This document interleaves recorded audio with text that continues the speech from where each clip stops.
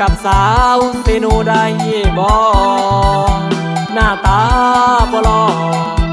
แต่อายบ่เคยหลอกไผมาเห็นสาวงามนวลน้องพร้อมขายปิ้งไก่เจ้างามถึกใจสาวผู้ไทยเมืองอุทุมพรน้องส่งยิ้มมาย้ำอายขี่รถแล่นผ่านเห็นน้องตาหวานยกปิ้งไก่ขึ้นมาเป็นโตพร้อมกับข้าวเมาข้าวกำบังคลามก็มีไอ้เลยสื่อซอยคนดีกินแซ่บนัวดีปิ้งไก่เซโนสาวถิ่นผู้ไทยน้องนางเจ้างามถึกใจน้องขายปิ้งไก่อายมาถามว่าปิ้งเท่าไรคิวรถเซโนน้องคนโกมาขายทุกวันผู้บ่าวสวรรค์ยังหักอยู่เด้อคนดีสาวเซโนคนโกอย่าเฝ้าเปลี่ยนไป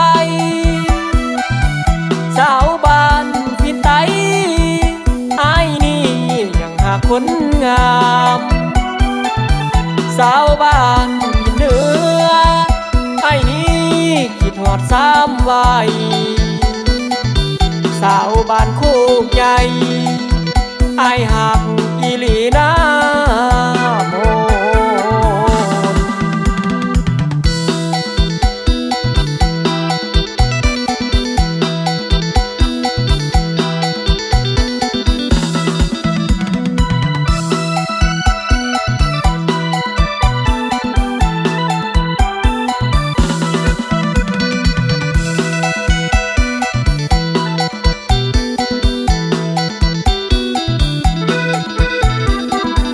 สาวถิ่นผู้ไทย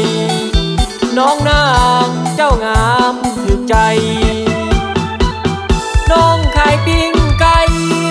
อายมาถามว่าปิ้งเท่าไรคิวรถเซโนน้องคนโกมาขายทุกวันผู้บ่าวสวรรค์ยังหักอยู่เด้อคนดีสาวเซโนคนโก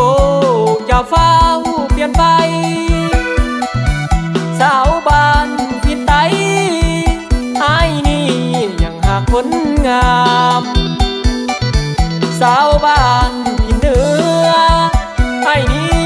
คิดฮอดซ้ำไว้สาวบ้านโคกใหญ่ไอ้หักอีหลีนาโม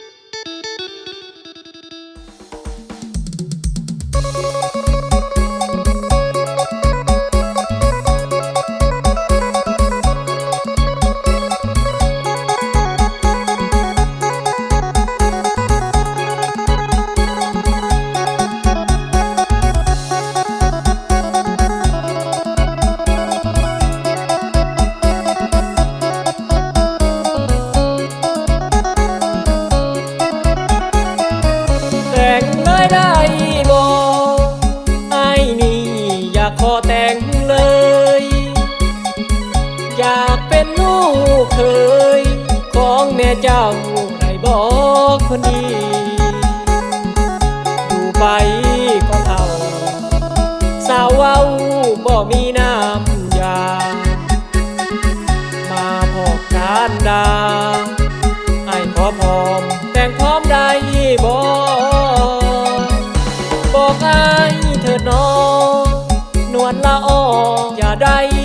สา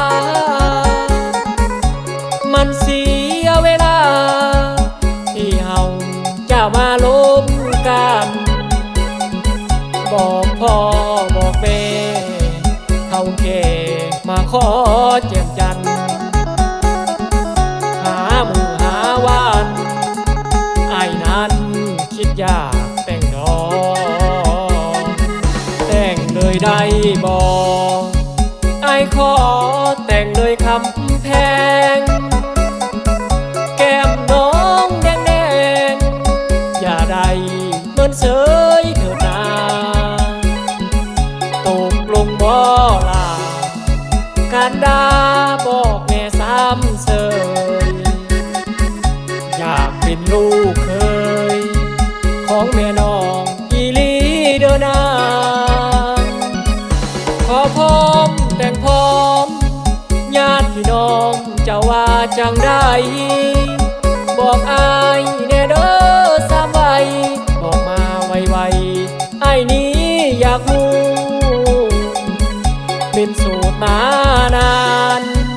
ขึ้นคานอยากมาขอสมตรูให้น้องบอกแน่ยอดสูงไอ้อยากรู้แต่งเลยได้บอก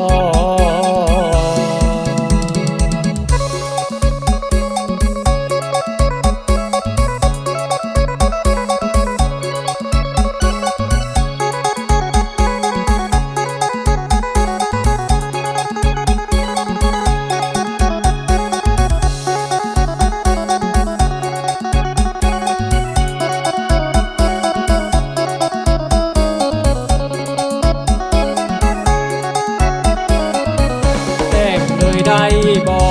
กไอ้ขอแต่งเลยคำแพงแก้มน้องแดงแดงอย่าได้เหมือนเสยเถิดนาตกลงบ่ล่ะการดาบอกแม่ซ้ำเสยอยากเป็นลูกเคยของแม่น้องอีลีเด้อนางขอพร้อมแต่งพร้อมญาติพี่น้องจะว่าจังได้บอกอายแน่เด้อสามไว้บอกมาไวๆไอ้นี้อยากรู้เป็นโสดมานาน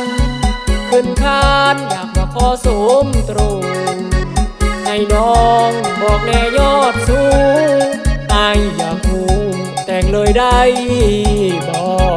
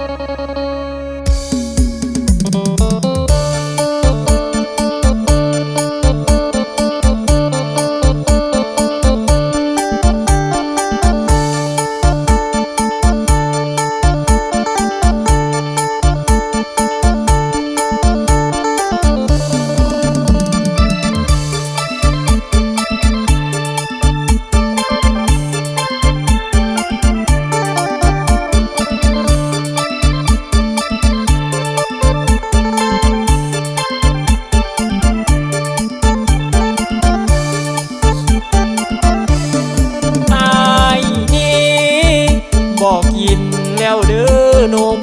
กองเก่ามันบูดมันเน่าเศร้าบอกกินแล้วได้บอกคือของใหม่กินแล้วทั้งแซ่ทั้งหวานถ้าเทียบใส่เมียอยู่บ้านทั้งเท่าทั้งยานทั้งแหล่ทั้งเหี่ยวกินนมกองเดียวผัวนี้ก็เบื่อเป็นนอบางมือจนรับค่าทองพอไอ้นี่บ่ กินสิไปกินเหล้าน้ำมูกน้ำเพื่อนดอกนา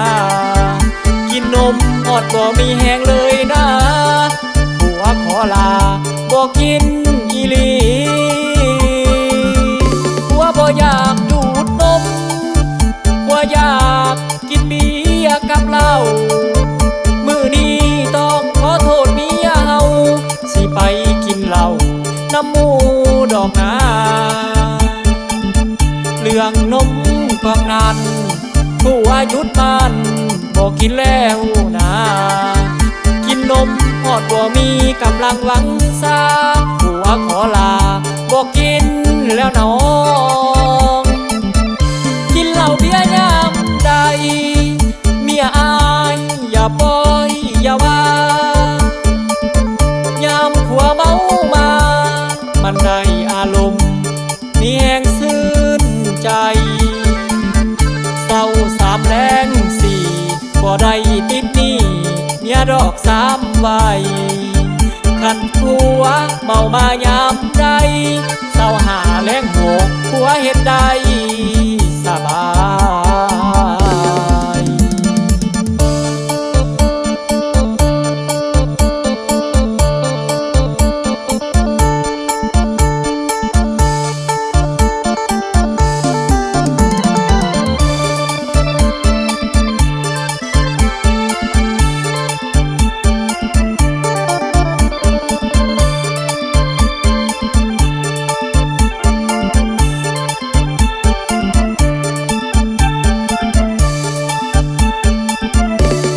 อยากดูดนมว่าอยากกินเบียร์กับเหล้ามื้อนี้ต้องขอโทษเมียเฮาสิไปกินเหล้าน้ำมูดอกนาเรื่องนมกองนั้นผัวหยุดมันบอกกินแล้วนะกินนมพอดบ่มีกำลังหวังซาผัวขอลาบอกกินแล้วน้องกินเหล้าเบียร์ยามใดเมียอายอย่าปล่อยอย่าว่ายามผัวเมามามันได้อารมณ์มีแหงซื่นใจเศร้าสามแรงสี่บ่ได้ติดหนี้เมียดอกสามใบขันผัวเมามายามใดเศร้าหาแรงหกผัวเฮ็ดได้สบาย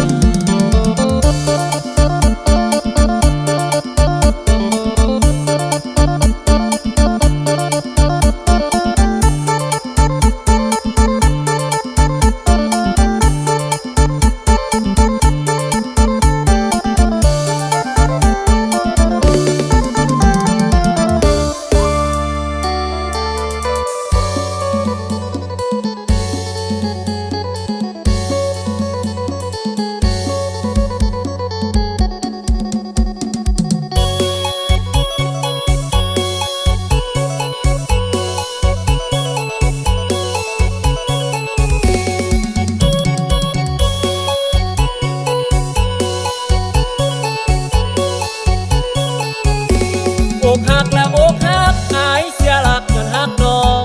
อกหักแล้วอกหักอายเสียหลักจนหักน้องอายปวดสมองย้อนว่าน้องนั้นลวงสร้างทำลงได้หลายใจแท้น้อพุ่มพวงสร้างทำลงได้หลายใจแท้น้อพุ่มพวงให้ซ้ำในช่วงก็ย้อนว่าน้องนั้นหลายใจ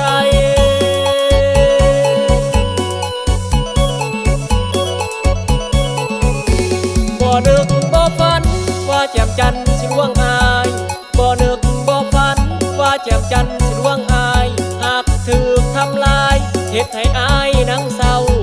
อายเลยกินเหล้าเพื่อบรรเทาดอกหัวใจอายเลยกินเหล้าเพื่อบรรเทาดอกหัวใจเจ็บซ้ำส่วงในย้อนว่าน้องนั้นแต่งงาน